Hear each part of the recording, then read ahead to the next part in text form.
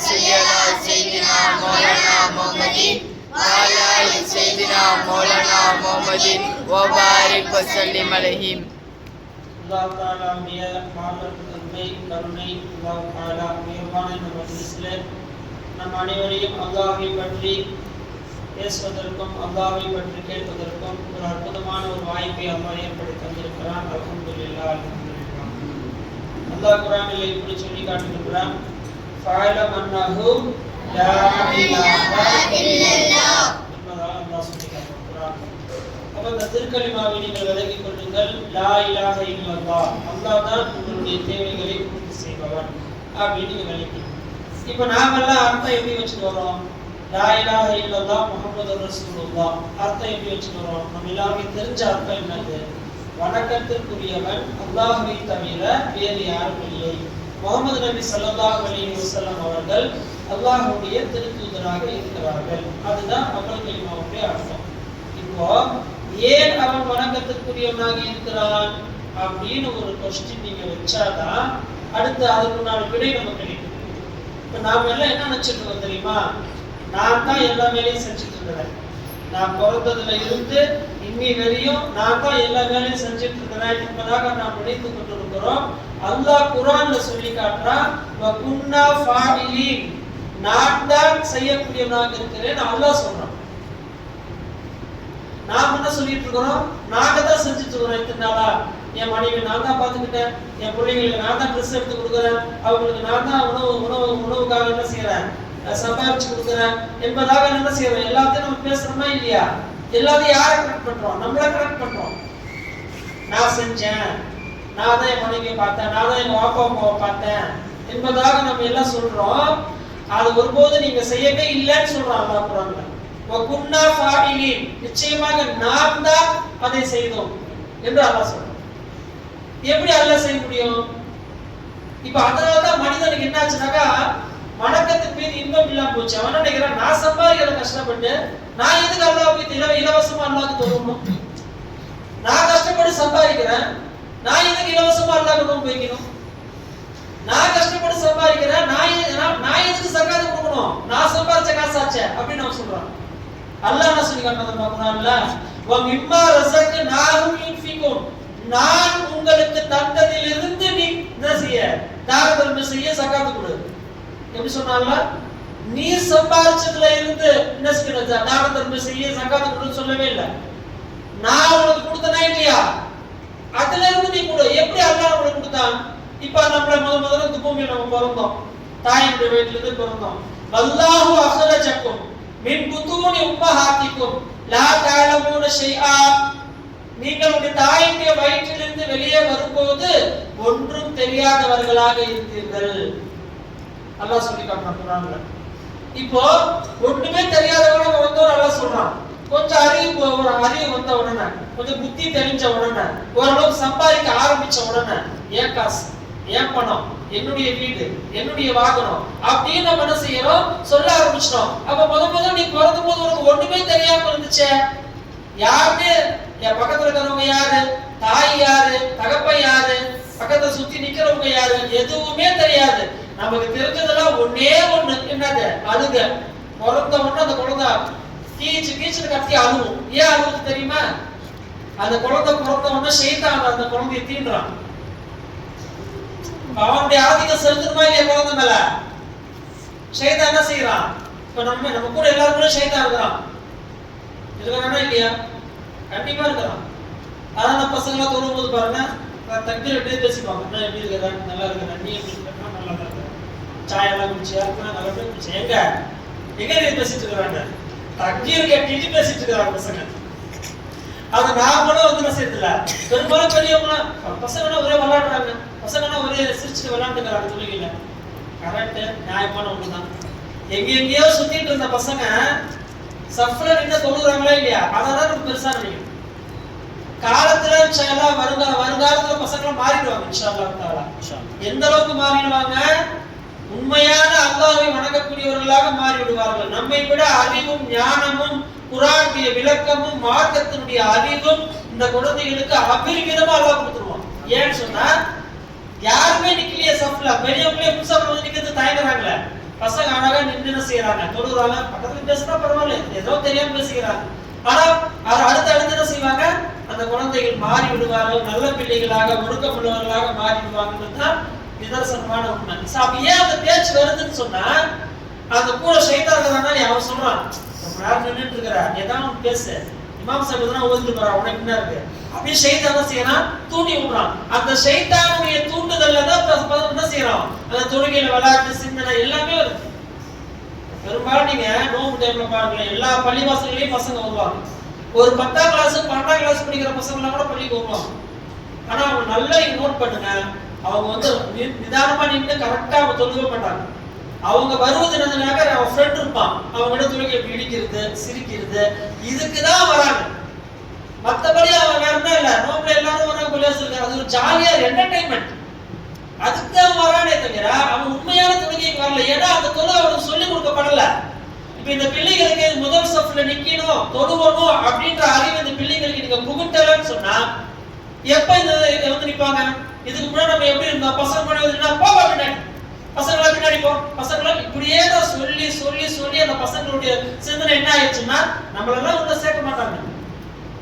நம்ம தொழுறதுக்கு இல்ல. அப்ப அந்த பிள்ளைகளுடைய மைண்ட் என்ன ஆயிடும், மாறிடும். அப்ப அந்த பிள்ளை கடைசி வரையும் எப்படி நிக்கணும், எப்படி தொழுவணும், எப்படி அதமா இருக்கணும், எப்படி ஒழுக்கமா இருக்கணும் என்ற ஒழுக்கத்தை யார்தான் சொல்லி கொடுப்பா? இவ அழகா கத்துக்கிட்டாங்க பசங்க. ஏற்கனவே தர்பியத் செஞ்ச அடிப்படையில சஃப்ல அழகா நிக்கிறாங்க, கரெக்டா ஒரு நிமிஷத்துக்கு முன்னாடி நியத் சொல்றாங்க. இப்போ அல்லாஹ்வுடைய மாபெரும் கிருபை, தராவியில எல்லா தஸ்பீஹாத்துமே ஓதுறாங்களா இல்லையா? கண் கூட பாக்குறீங்களா இல்லையா? எப்படி இந்த தர்பியத் குழந்தை கட்சிக்கு அவங்க நம்ம ஆதரிக்கணும், அவங்களை அரவணைக்கணும். அப்ப அந்த ஷைத்தான் இருக்கிறானே, அவன் முதல்ல குழந்தை பிறந்த உடனே அந்த குழந்தையை தீண்டுறான். அதனால அந்த குழந்தை அழுகுது, ஓன்னு கத்துது. அதனாலதான் ஷைத்தானுடைய பாதுகாப்பு பெறுவதற்காக தான் நான் ஏற்கனவே ஒரு பயானை சொல்லியிருந்தேன். அந்த குழந்தை பிறந்த அடுத்த வினாடி அந்த குழந்தையுடைய காதுல போய் பாங்கு சொல்ல வேண்டும், வலது காதுல, இடது காதில் இகாமத் சொல்ல வேண்டும். ஏன் என்று சொன்னால், உலக காரியங்கள் அவனுடைய குழந்தையுடைய காதல விழுவதற்கு முன்னாடி அல்லாஹு அக்பர், அல்லாஹ் தான் பெரியவன் என்ற வார்த்தை அந்த குழந்தையுடைய காதல விழும்.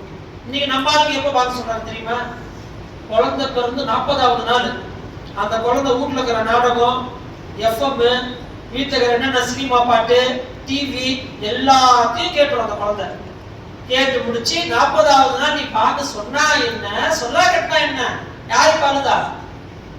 இவன் மார்க் என்ன அழகா சொல்லி தருது, குழந்தை பிறந்த அடுத்த வினாடி அந்த குழந்தையுடைய வலது காதுல பார்க்க சொல்லுங்க. குழந்தை பிறந்த அடுத்த வினாடி உலக பேச்சுக்கள் அந்த குழந்தையுடைய காதுல விழுவதுக்கு முன்னாடி பார்க்க சொல்லணும். அதுதான் சுன்னத்து. 7 நாள் அந்த குழந்தையுடைய முடியை களையணும், மொட்டை அடிக்கணும், அதுதான் சுன்னத்து, அதுதான் நபியுடைய வழிமுறை. இன்னைக்கு நாம என்ன செய்யறோம், 40 நாள் பிறந்த முடிய 40 நாள் வச்சு என்னடா போய் தர்கால போய் அடிக்கிறோம். நீங்க தர்கால போய் அடிக்கிறது தப்புன்னு சொல்ல வரல, ஆனா 40 நாள் முடிய வச்சுக்கிட்டு பாருங்க, பிறந்த அந்த முடிய, அது மிகப்பெரிய முசீபத் தான் சொல்ல வரேன். அது வைக்க கூடாது. பிறந்த 7வது நாள் ஹதீஸ் எப்படி, பிறந்த 7வது நாள் உங்களுடைய குழந்தையுடைய தலையை மொட்டை அடித்து அந்த முடியை எடை போட்டு அந்த அளவுக்கு என்ன செய்யணும், அந்த காசு அந்த எடை அளவுக்கு தான தர்மங்கள் செய்யணும். ஆண் குழந்தையாக இருந்தா 2 ஆடு அறுத்து அக்கீகா கொடுக்கணும், பெண் குழந்தையாக இருந்தா 1 ஆடு அறுத்து அக்கீகா கொடுக்கணும். இதுதான் மார்க்கத்தினுடைய சட்டம். இன்னைக்கு நாம எப்படி வளர்த்து வச்சிருக்கிறோம், குழந்தை பிறந்து 40 நாள் வரையும் அந்த குழந்தை எதையுமே செய்யறது இல்ல, அந்த குழந்தைக்கு பாக்கு சொல்றது இல்ல, பேர் வைக்கிறது இல்ல. 40 நாள் வரையும் பேரே இல்ல குழந்தைக்கு. 40 நாளுக்கு பிறகுதான் எல்லாமே. இப்ப நாமளா ஒரு விஷயத்தை வழங்கி வச்சிருக்கோம், இது மார்க்கமா, இது இஸ்லாமா என்று சொன்னா நிச்சயமா இல்ல.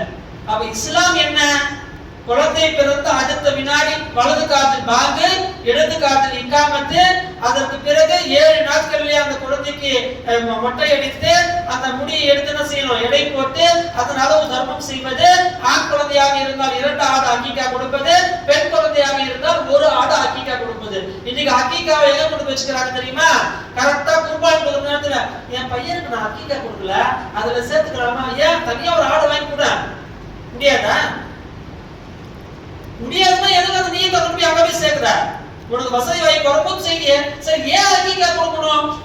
உங்களுடைய குழந்தைகளுக்கு ஏதாவது பலா முசீபத்துகள் தப்பதீரில் இருந்தால் அந்த தகுதியை அந்த பலா முசீபத்தை விட்டு அல்லாஹ் தஆலா என்ன செய்வான், உங்களுடைய குழந்தைகளை காப்பாற்றி விடுவான் என்பதுதான் ஹதீஸ். அதுக்கு தான் ஹகீகா கொடுக்குறோம். அப்ப கொடுக்குறது நம்ம மனசு எப்படி இருக்கணும், பரிபூர்ணமா இருக்கணும்.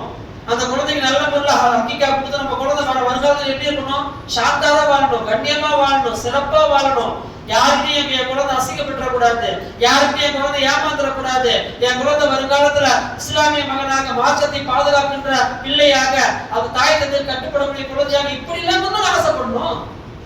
அந்த சிந்தனை நமக்கு இல்லவே இல்லையா. நாம தான் ஒரு வருஷம் ஆன உடனே பேனர். இன்னைக்கு நம்ம இஸ்லாமிய சமுதாயத்துல எவ்வளவு அனாச்சாரம் நடக்குதுன்னு சொல்ல வர செய்திய.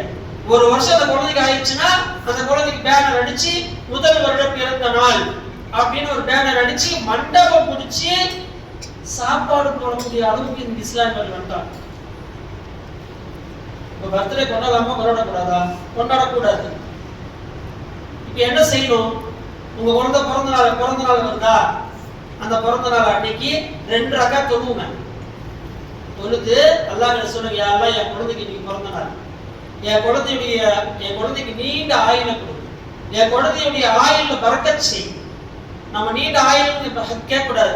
நீண்ட ஆயுளை கேட்கும் போது நம்ம எப்படி கேட்கணும்னா, நமக்காக கேட்கறதாக இருந்தாலும் கூட யா அல்லாஹ் எங்களுடைய ஆயுள்ல பறக்கச் செய் அப்படிதான் கேட்கணும். தவிர நீண்ட ஆயுளை கொடுன்றது கேட்கறதுன்றது அது ரெண்டாவது தான். ஆயுள்ல பறக்கச் செய்யணும். சில பேருக்கு அல்லாஹ் நீண்ட ஆயுளை கொடுத்துருவான். ஆனா அந்த நீண்ட ஆயுள்ல அவன் கெட்ட செயலை செஞ்சுட்டா வச்சுங்க மிகப்பெரிய முசீபத்துல போய் மாட்டிப்போம். அதனால நீண்ட ஆயுள கேட்கணும். ஆனா அந்த ஆயுள பறக்கத்துக்கு முடியாதுன்னு கேட்கணும். நீங்க ஆயுள பறக்கத் செய்யறப்ப அப்ப நம்ம குழந்தைக்காக எப்படி துவா கேட்கணும், யாருதான் என் குழந்தைக்கு ஆயுள பறக்கத் செய், என் குழந்தைக்கு நல்ல அறிவாற்றல் கொடு, என் குழந்தைக்கு நல்ல புத்திசாலித்தனத்தை கொடு என்று ஒரு குழந்தைக்காக தனிப்பட்ட முறையில் அல்லாஹ் இந்த துவா செஞ்சுட்டு உங்களால முடிஞ்சா ஒரு 10 ஏழைகளுக்கு சாப்பாடு கொடுங்க. உங்களால முடிஞ்சா 10 ஏழைகளுக்கு சாப்பாடு கொடுங்க. இல்ல நான் இந்த மஹல்லாக்கு சாப்பாடு போட ஆசைப்படுறேன், தாராளமா போடுங்க, தப்பு இல்ல. சாப்பாடு கொடுப்பது என்பது மார்க்கத்துல சிறந்த ஒரு தர்மம். அஃதலு ஸதகத்தி அத்துஷ்பிஅ கபிதன் ஜாயிஅன் பெருமானார் ஸல்லல்லாஹு அலைஹி சொல்லி காட்டுறாங்க. தானங்களே சிறந்த தர்மம் எது தெரியுமா, பசித்தவருக்கு உணவளிப்பது. தர்மத்திலே சிறந்த தர்மம் பசியால் இருக்கக்கூடிய ஒரு ஏழைக்கு அவங்களுக்கு உணவளிக்கிறது. நாம என்ன செய்வோம், பிரியாணி சாப்பிடுவோம், அல்லாஹ் அக்பர் அல்ஹம்துலில்லாஹ் ஷுக்ர். பக்கத்துல ஒரு பசியா இருப்பா பட்னியா இருப்பா, அவனை திரும்பி கூட பாக்குறது இல்ல. அல்லாஹ் அக்பர்னா அல்லாஹ் அக்பர் அல்ஹம்து. பக்கத்துல ஒரு பசியா கிடக்குற அவனுக்கு பகிர்ந்து சாப்பிடுறதை விட்டுட்டு நீ அல்லாஹ் அக்பர் அல்ஹம்துனா அல்லாஹ் ஒரு ஷுக்ரை ஏத்துக்குவான் அல்லாஹ் தானா. அப்ப இதை நாம நீங்க கொண்டு வரணுமா இல்லையா? அப்ப இதை நீங்க செய்யுங்க, உங்க குழந்தை ஆபதா வாழும். அதை விட்டுட்டு அந்த யஹூதிகள் செய்யற மாதிரி கேக்க வாங்கி வச்சுக்கிட்டு மெழுகுபத்தி கொடுத்து வச்சுக்கிட்டு அதை உப்புன்னு ஊதி அங்க இருக்கிற அந்த பலூன்லாம் கட்டி என்னத்துக்குன்னு கேட்கறாங்க. யார சந்தோஷப்படுத்த இதெல்லாம் நீங்க செஞ்சீங்க, நல்லா சந்தோஷப்படுவானா? பெருமானார் சந்தோஷப்படுவாங்களா? நிச்சயமா வருத்தப்படுவாங்க. உங்க குழந்தையுடைய ஆசைக்கு நீங்க வேணா ஒரு கேக் வாங்கி என்ன செய்ய வெட்டி கொடுங்க, சாப்பிட்டுட்டோம், தப்பு இல்ல. ஒரு கேக் வாங்கி என்ன செய்யுங்க, ஹாப்பி பர்த்டே டு யூ வெட்டாதீங்க. அந்த குழந்தை உங்களை ஆசைப்பட்ட கேக் வாங்கி கொடுக்கணும்னு கேக் வாங்கி கட் பண்ணி எல்லாரும் கொடுங்க, சாப்பிட்டோம், தப்பு இல்லை. ஆனா அந்த கலாச்சாரத்தை பின்பற்ற பாரு. எந்த கலாச்சாரம்? யஹூதி நசாராக்களோட கலாச்சாரம். நசாராக்கள் கிறிஸ்தவர்கள் தான் இதை கொண்டு வந்தாங்க. எதை? இந்த ஹாப்பி பர்த்டே டு யூன்றத கொண்டு வந்தது யாருன்னாக்கா அவன் தான் நசாரா. அவன் தான் மெழுகுபத்தியை வச்சு அதுல ஊதி இருக்கிற எல்லா ஆச்சாரத்தையும் கொண்டு வந்தான். இப்ப இது எல்லாம் நம்மளே எப்படி ஆச்சுனாக்கா அன்னைக்கு குழந்தைக்கு பர்த்டே அன்னைக்குன்னா வீடுலாம் டெக்கரேஷன், அம்மாவுக்கு புது துணி, அப்பாவுக்கு புது துணி, நான் வீடெல்லாம் சுத்தி நல்லா டெக்கரேஷன் பண்ணி பெரிய கேக்லாம் வாங்கி பெரிய விருந்தெல்லாம் செஞ்சு இவ்வளவு செஞ்சீங்களா? அன்னைக்கு உங்க பிள்ளைக்கு துவா செஞ்சீங்களா? அதான் கேள்வி இல்லையா? அப்புறம் என்ன பர்த்டே? பர்த்டே என்ன செய்யுங்க, இஸ்லாம் சொன்ன முறையில கொண்டாடுங்க. அன்னைக்கு உங்க பிள்ளைக்காக துவா செய்யுங்க. உங்களால முடிஞ்சா 10 ஏழைக்கோ 20 ஏழைக்கோ என்ன செய்யுங்க, தான தர்மங்கள் செஞ்சு உங்க குழந்தையுடைய பராமரிப்பு நீக்கிறதுக்காக அல்லாஹ்ட்ட துவா கேளுங்க. உங்க குழந்தை ஆபதா வாழும், உங்க கண்ணு முன்னாடி கண் குளிர்ச்சியா வாழும். உங்க கண்ணு முன்னாடி எப்படி வரும், ரொம்ப சிறப்பா இருக்கும். சில பேர் சொல்றாங்களே இல்லையா, 10 வருஷம் குழந்தையே இல்ல சார், அதுக்கப்புறம் குழந்தை பெத்துக்கிட்ட ஏன்டா அவனை பெத்ததுக்கு பெக்காமே இருந்துக்கலாமே அப்படின்னு சொல்றாங்க. என்ன காரணம்? 10 வருஷத்துக்கு பிறகு பிறந்ததுனால அவனுக்கு ஊர்பட்ட செல்லத்தை கொடுத்து அவன் என்னென்ன கேட்கறான்னு எல்லாத்தையும் வாங்கி கொடுத்து அவனை கெடுத்து குட்டிச்சவராகி தொழுவ போட முடியாது, பாடம் பாடுறா முடியாது, குரான் ஓதுறா போக மாட்டேன், ஸ்கூலுக்கு போட்டா போக மாட்டேன். என்ன ஆயிடுச்சு இப்போ? செல்லம் கொடுங்க. அந்த செல்லம் என்பது கல்வில இருக்க வேண்டும், வெளியில காட்டுங்க, வெளியில இருக்க கூடாது. உங்களுக்கு உண்மையான பாசத்தை பெருமானார் சொல்லி தராங்க. உங்களுடைய குழந்தைகளுக்கு 7 வயது ஆகிவிட்டால் தொழுகையை சொல்லிக் கொடுங்கள், தொழுகையை கற்றுக் கொடுங்கள். 10 வயது ஆகி உங்களுடைய குழந்தை தொழவில்லை என்று சொன்னால் அந்த குழந்தையை அடித்து தொழ வையுங்கள் என்று பெருமானார் ஸல்லல்லாஹு அலைஹி வஸல்லம் சொல்லி கொடுத்திருக்காங்களா இல்லையா? இன்னைக்கு நாம எத்தனை பேர் வந்து என் பிள்ளை 10 வயசு ஆயிடுச்சு அவன் தொழுவ போக மாட்டான், கோம்பெடுத்து எத்தனை பேர் அடிச்சிருக்கீங்க உங்க பிள்ளைங்களை? சொல்லுங்க பாப்போம். இல்லையா? ஏன்னு சொன்னா நாம என்ன சொன்னாங்க, சரி இன்னைக்கெல்லாம் நாளைக்கு புள்ள போயிடுவான் அப்படின்னு நினைச்சோம். அவன் கடைசி வரையும் போக மாட்டான், கடைசி வரையும் போக மாட்டான். 10ஆம் கிளாஸ்ல வந்து அப்பா கம்ப்ளைண்ட் பண்ணுவாரு அசத்து கிட்ட, அசத்து என் பையன் பேச்சு கேட்கவே மாட்டான், அதுல இனிமேல் கேட்கவே மாட்டான், அவ்வளவுதான் முடிச்சு. கேட்கிற நேரம் இருந்துச்சு, உன் பையன் நீ சொன்னா உங்க பேச்சு கேட்கக்கூடிய நேரம் ஒரு நேரம் இருந்துச்சு, ஆனா அந்த நேரத்தை மிஸ் பண்ணிட்டீங்க. எப்போ? ஒரு 5ஆம் கிளாஸ் 6ஆம் கிளாஸ் 7ஆம் கிளாஸ் படிக்கும் போது உங்க பையன் நீங்க சொல்றதே கேட்பான், ஆனா நீங்க சொல்ல மாட்டீங்களா? இஷ்டத்துக்கு ஏன்னா ஸ்கூலுக்கு போனா போ, மாஸ்டருக்கு போனா போ, ஸ்கூலுக்கு போனியா, மாஸ்டருக்கு போனியா, ஸ்கூல்ல போய் என்ன படிச்ச, மாஸ்டர் மீட்டிங் என்ன ஓதுன, என்ன பண்ண நீ ஓதுன, தீனத்தை எந்த படம் ஓதுன, எந்த அப்பா கேட்கிறாரு இன்னைக்கு, எந்த அம்மா கேட்கறாங்க இன்னைக்கு? இல்லையே. அதனால அந்த புள்ள அந்த கேட்கிற வயசுல விட்டுட்டு அவன் 10ஆம் கிளாஸ் படிக்கிறான், 17 வயசு ஆன பிறகு அவனுக்கு என் பேச்ச கேட்க மாட்டானா, இனிமேல் கேட்கவே மாட்டான், அவ்வளவுதான் முடிஞ்சு போச்சு, அந்த நேரம் முடிஞ்சு போச்சு. அப்ப எனவே நீங்கள் உங்களுடைய பெற்றோர்களே உங்களுக்கு நான் ஒரே ஒரு விஷயத்தை சொல்லி கொடுத்துக்கிறேன், உங்களுடைய பிள்ளைகள் நல்ல பிள்ளை வளரணுமா, இஸ்லாம் சொல்ற பிரகாரம் உங்க பிள்ளைய வளருங்க. அப்ப ஷைத்தான் என்ன செய்வான்னு சொன்னா அவங்க குழந்தைய தீண்டுவான். அதனால என்ன செய்யறாங்க, பெருமானார் பாத சொன்னாங்க. அப்ப ஷைத்தான் ஆகப்பட்டவன் உங்களுடைய குழந்தையை தீண்டுகிறான். நீங்க முதல்ல துன்யாவுல வரும்போது ஒண்ணுமே இல்லாதவர்களாக வந்தீர்கள், அதற்கு பிறகு உங்களுக்கு அல்லாஹ் தஆலா வசதி வாய்ப்புகளை தந்தான், அற்புதமான வீடு, அற்புதமான மனைவி, மக்கள் எல்லாம் தந்தவன அல்லாஹ் மறந்துடும். இதுதான் அல்லாஹ் சொல்லி காட்டுறான், குன்னா ஃபாயிலின், உனக்கு நான் தானப்பா சம்பாதிக்க சக்தியை கொடுத்தேன், கூவத்தை நான் கொடுக்கல என்று சொன்னா நீ நடந்து போவியா கடைக்கு? உனக்கு நான் கூவத்தை கொடுக்கல, உன்னால ஆட்டோ ஓட்ட முடியுமா? உனக்கு நான் கூவத்தை கொடுக்கல, மீன் வெட்ட முடியுமா உன்னால? உனக்கு நான் கூவத்தை கொடுக்கல, மார்க்கெட்டுக்கு போவியா நீ? போக முடியாது இல்ல. இப்ப அந்த கூவத்தை யார் கொடுத்தா? அல்லாஹ் தான் கொடுத்தான். அதான் அல்லாஹ் என்ன சொல்றான், நான் தான் அந்த கூவத்தை கொடுத்தேன். அவ குன்னா ஃபாயிலின், உன்னிலிருந்து நான் தான் செஞ்ச எல்லாத்தையுமே, நீ செய்யவே இல்லை. அதனால உன் தேவை பூர்த்தியாச்சா இல்லையா? அப்படிப்பட்ட அல்லாஹ்வை நீ வணங்கு. லா இலாஹா இல்லல்லாஹ், உன்னுடைய தேவையை பூர்த்தி செய்யக்கூடிய இல்லாஹ் யாரு? அல்லாஹ்வை தவிர வேற யாரும் இல்ல. லாபம் நஷ்டம் இன்பம் துன்பம் தருபவன் அல்லாஹ்வை தவிர வேற யாரும் இல்ல. உன்னிலிருந்து உன்னை போலவே காட்டிக் கொண்டிருப்பவன். கலிமாவுடைய 3வது பார்ட். இப்போ நீங்க எல்லாம் எனக்கு தெரியுறீங்க. எப்படி தெரியுறீங்க? உங்களுடைய சூரத் எப்படி இருக்குதோ, உங்களுடைய முகம் எப்படி இருக்குதோ அதே மாதிரி உங்களை அல்லாஹ் காமிச்சிட்டே இருக்கான். என்ன எப்படி காமிச்சிட்டே இருக்கான்? என்னுடைய முகம் எப்படி இருக்குதோ அதே மாதிரி என்ன காமிச்சிட்டே இருக்கிறான் அல்லாஹ். அதனால நீங்க என்ன பார்த்தோன்னா இவர் ஹஸ்ரத் அப்படின்னு உங்களுக்கு தெரியுது, அதே மாதிரி நான் உங்களை பார்த்தோன்னா இந்த மஹல்ல அவங்க ஆளுங்க அப்படின்னு எனக்கு தெரியுது. அப்போ இந்த 3வது கலிமாவுடைய பார்ட் என்னது? என்னிலிருந்து என்னை போலவே காட்டிக் கொண்டிருப்போம் அல்லாஹ்வை தவிர யாரும் இல்லை. ஒரு உதாரணம் சொன்னா உங்களுக்கு புரிஞ்சிடும். நீங்க வீட்டுக்கு போறீங்க, உங்க மனைவியுடைய முகம் மாறி இருந்துச்சு, வேற முகமா இருந்துச்சு, நீங்க என்ன கேட்பீங்க? போன உடனே யார் மாடி நீங்க உட்காந்துருக்கான்னு கேட்போமா இல்லையா? ஏன்? முகம் மாறிடுச்சுன்னா கண்டிப்பா அடுத்த கேள்வி வந்துடும், நீ யாருன்னு கேட்போம். சரி, ஆமா, என் மனைவியுடைய முகம் மாறல, நம்ம முகம் மாறி வச்சு போயிட்டே இருக்கு, நம்ம முகம் மாறி போச்சு வைங்க. வீட்டுல மனைவி யார் பண்ணி வீட்டு வர வெளியே போப்பா முதல்ல சொல்லுவாங்களா இல்லையா? இப்ப நம்மை போலவே காட்டிட்டே இருக்கிறவங்க யாரு? அல்லாஹ் தான். நம்முடைய பிள்ளைக்கு மாதிரியே காட்டிக்கிட்டே இருக்கிறான். அதனால நம்ம என்ன விளக்குறோம், நம்ம இப்படிதான் இருப்போம் அப்படின்னு நம்ம நினைச்சிட்டு இருக்கோம். இல்ல, பெருமானார் சொன்னாங்க, ஒரு காலம் வரும், கியாமத் நாள் வரும், உங்களுடைய உருவங்கள் மாற்றப்படும். அந்த சப்ஜெக்ட் பேச ஆரம்பிச்சா கொஞ்சம் அதிகம், நாளைக்கு யாரும் உட்கார மாட்டேங்குது தராவில, அதனால சொல்ல விரும்பல, சுருக்கமா நான் முடிச்சுக்கிறேன். வறுமை நாள்ல எப்படி அல்லாஹ் வறுமை நெருங்கும் போது நம்முடைய முகங்கள் மாற்றப்படும் என்பதாக ஹதீஸ்ல வந்திருக்குது. அல்லாஹ் நம்ம எல்லாத்தையும் பாதுகாக்கணும். அப்போ கலிமாவுடைய 3வது பார்ட், நம்ம கூட இருந்து நம்மை போலவே காட்டிக் கொண்டிருப்போம் அல்லாஹ்வை தவிர வேறு யாரும் இல்லை. 4வது, என்னுடன் இருப்பவன் அல்லாஹ்வை தவிர வேறு யாரும் இல்லை, எனவே வணக்கத்திற்குரியவன் அல்லாஹ்வை தவிர வேறு யாரும் இல்லை. இதுதான் கலிமாவுடைய முழுமையான விளக்கம். அப்ப நாம இந்த உலகத்துல என்ன செய்யல, எதையுமே செய்யல.